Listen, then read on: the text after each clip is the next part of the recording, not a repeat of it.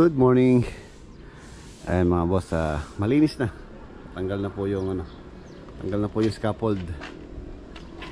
Ayan na siya. Ayun o. Ganda niya ngayon no?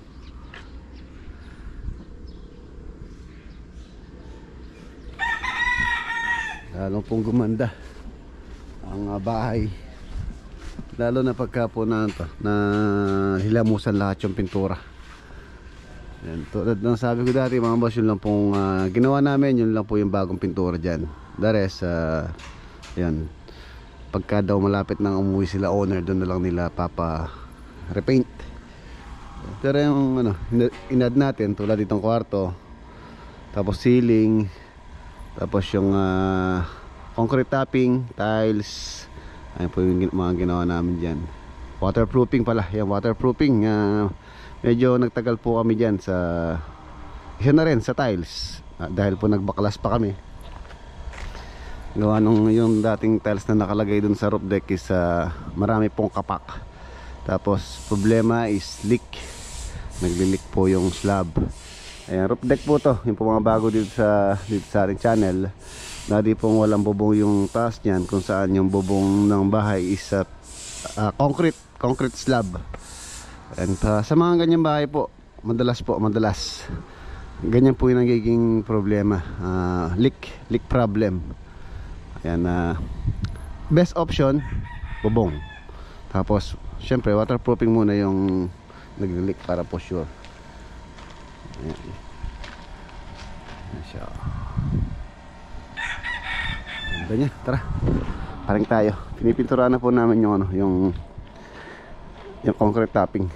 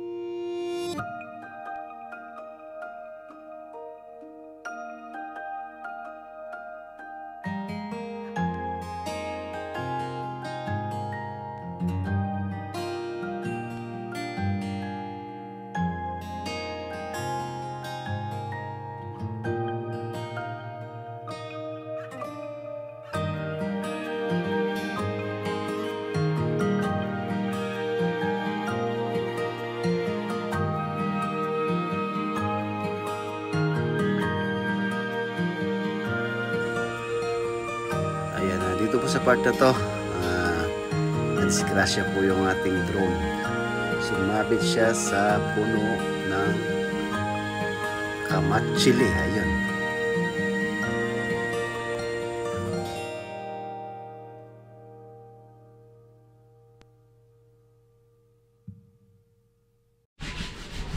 Ayan, pinalipad ko ang yung drone. Sumabit po siya doon. Yung sa puno ng puno ng kamatsili. Ang buti, hindi siya hindi naman siya nasira. Buo pa naman yung propeller niya. Functional pa naman siya. Ito po yung aking luma DJI Mini 2 SE. Tapos ito yung bago. Si maliit junior. Ito yung kanyang kuya. Ito yung bunso. Ito pang lang naman to, pang malapitan. Si Leo. Tapos yun si Mini 2 SE. Ayan na po siya. Ito po yung napiling kulay ni Ona. Velvet gray ng Davis paint. Ito yung ginamit namin. Acrex Davis floor coating, chlorinated rubber base. Ayan, na velvet gray. Nagamit po siya. Recommended use concrete floors such as garage, kitchen, courts, basketball court, tennis courts, and traffic marking. Ang traffic marking ibig sabihin yung pong pwede rin siya sa kalsada. Matibay pong pintura to sa concrete. Marami pong color yan. May black, yellow, green, dark gray, velvet, dark gray, dark. Ito light color po yan.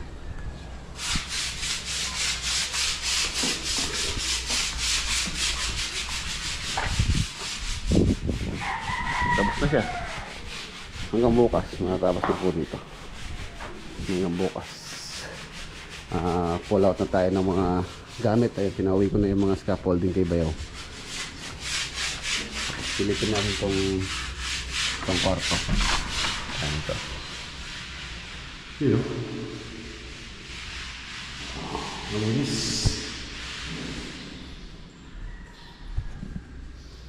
Siyang awning. Pumasok yung hangin.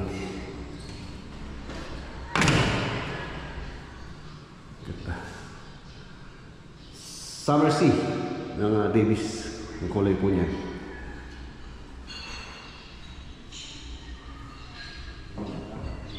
Right.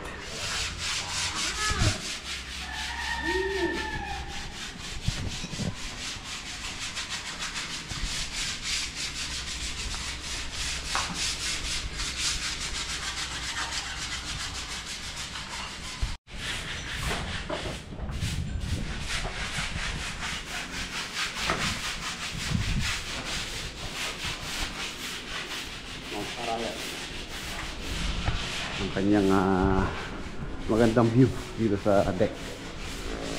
Ang ganda.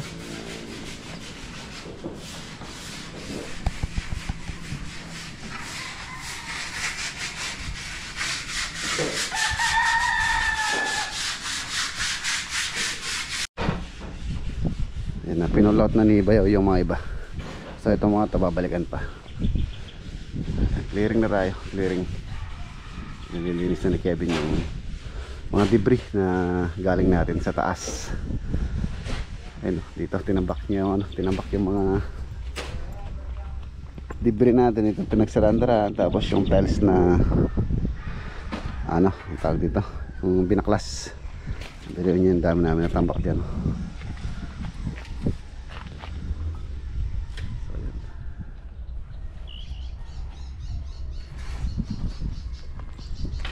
Ganda niya.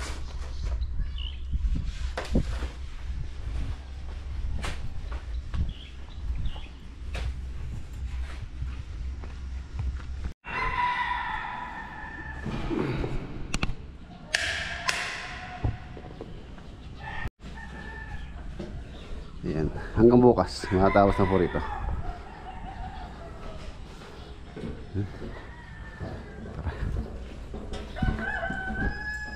Mga gamit na hindi nagagamitin, pull out ko na. Palinis tayo rito. Palinis siyempre.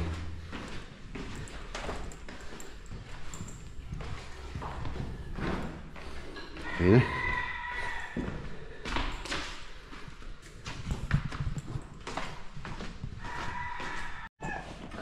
Okay mga boss, rest na tayo. Ano kung kailangan asikasuhin. Padalhin natin sa sa Pangasinan project. Kailangan natin mabili ngayon para baka bukas Pangasinan po tayo bukas. Mag-i-install din ng bukas si Crystal Granite. I-install na po yung doon sa sa Pangasinan, yung counter.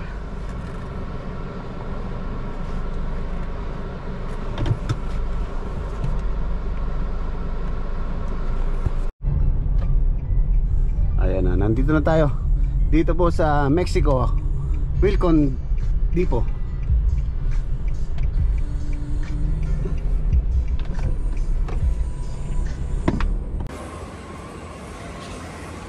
Eto, titingin tayo ng maganda.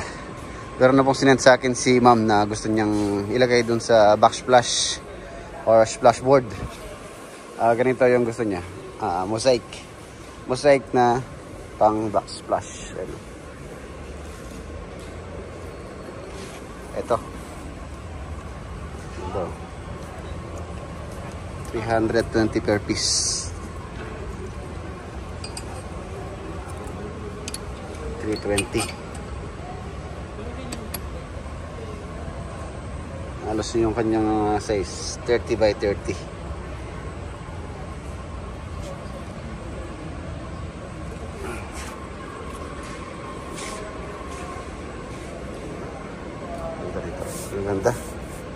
Ang ganda. Ang ganda oh. Ang ganda rin ng price. Siyempre kung gusto niyo kung maganda, kailangan ito, ganda rin ito. Maganda rin yung inyong budget. Tulad niya, no? Marami pong kayong magaganda. Ito, ang ganda nito. Gold yung kanyang backsplash.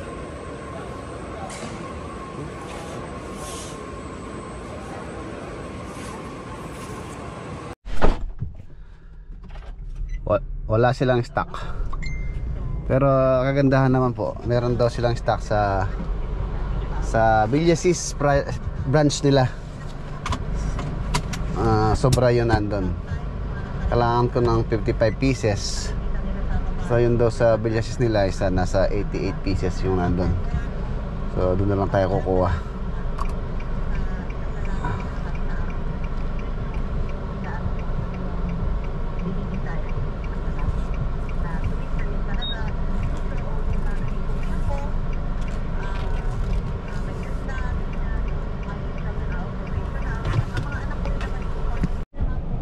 Kaya ano naman tayo, RB Ramos. Tingin din ako ng doon ng kitchen. Sa kitchen accessories naman po yung aking titingnan.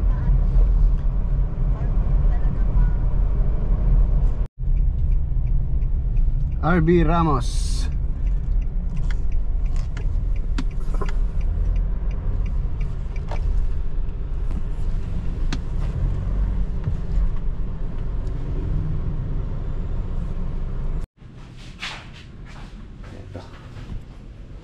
Mga kitchen organizer yung bibili natin dito.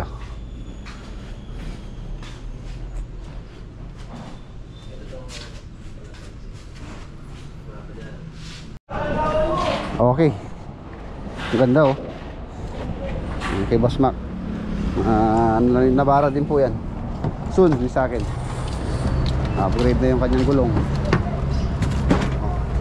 Puno yung sakyan. Ganda oh. BF Goodrich fuel yung kanyang mags. Quality. Sa stock pa. Soon pag pinag-iipunan na po yan. Pinag-iipunan na natin. Ngayong buwan po kasi magastos. December. Ebo. Boss, thank you. Gas na po. Thank you. Okay. Hindi ko alam kung may nakalimutan pa ako.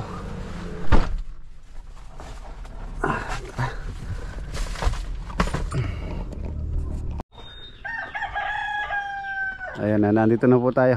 Nakapasok na po yung sakyan. Bale, kahapon pa. Agabi, dito ko na rin po ginaraya ito. Maaga tayong umuwi ngayon.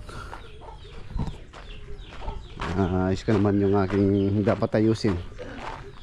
So dito, baka sa Monday na yung gagawa po rito sa farm. Dahil nagpapagaling pa yung gumagawa rito. Yung dalawang gumagawa natin.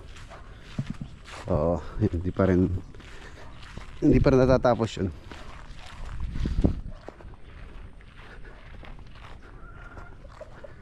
Tingnan natin kung sipagin tayo mamaya.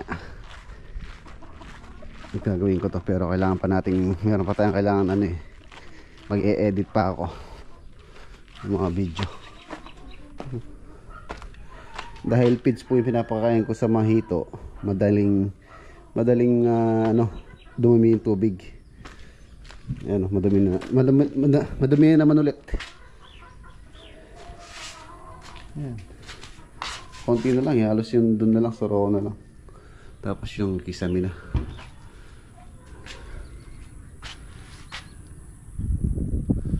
So yun, pahinga muna ako. Pahinga muna tayo.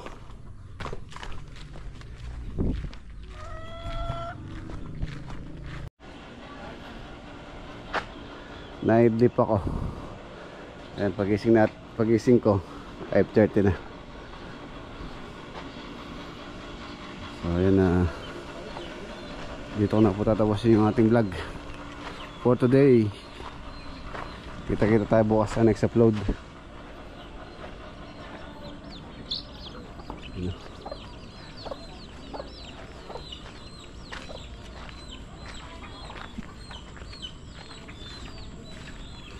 Wala na tayo nagawa. So paalam po.